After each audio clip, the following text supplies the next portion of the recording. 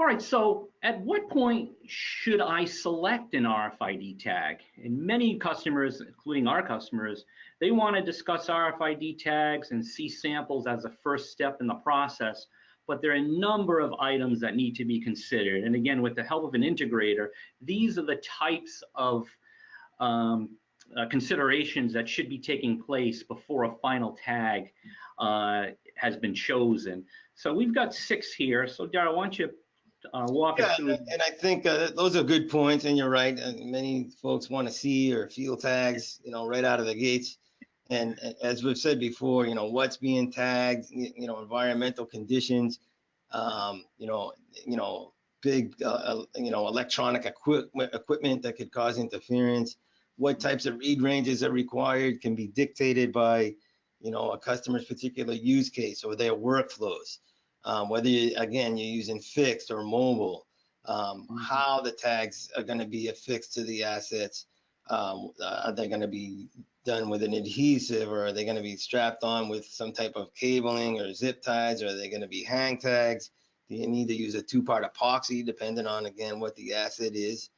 And after discussing, all of those factors, as well as the data, and, you really want to understand what data is important in your project and in this RFID solution you're hoping to put together.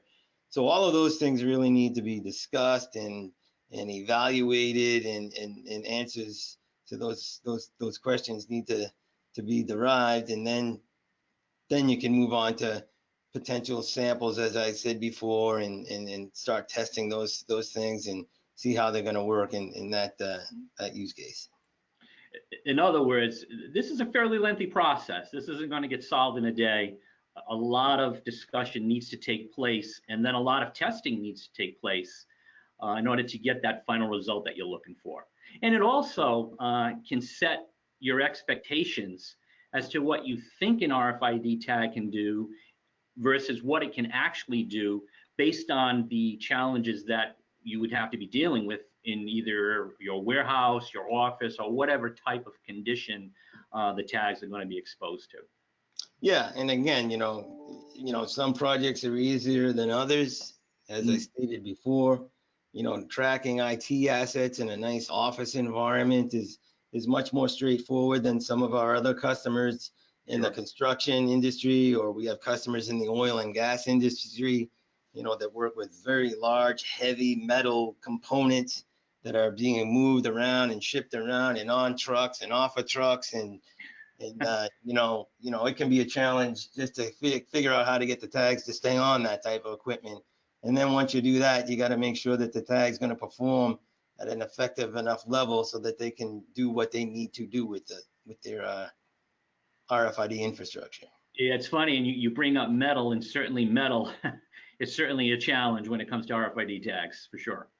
Yeah, absolutely. I mean, you really want to have a tag that's designed to be on metal, so that you're going to get the type of performance that you're looking for. Metal is a high dielectric material, so it reflects the RF that's being emitted is going to reflect much more than it would on something like plastic or cardboard box or something like that. Yeah. And that detunes the tag, and then so the performance is going to be jeopardized somewhat. So again, there's new inlays and tags that are being designed and manufactured every day.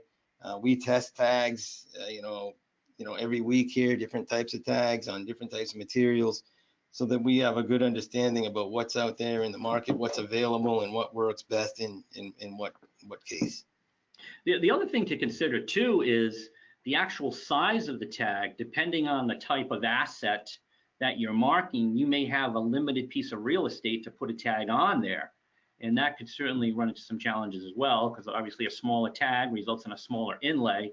That could be some challenging in terms of the read range of the tag.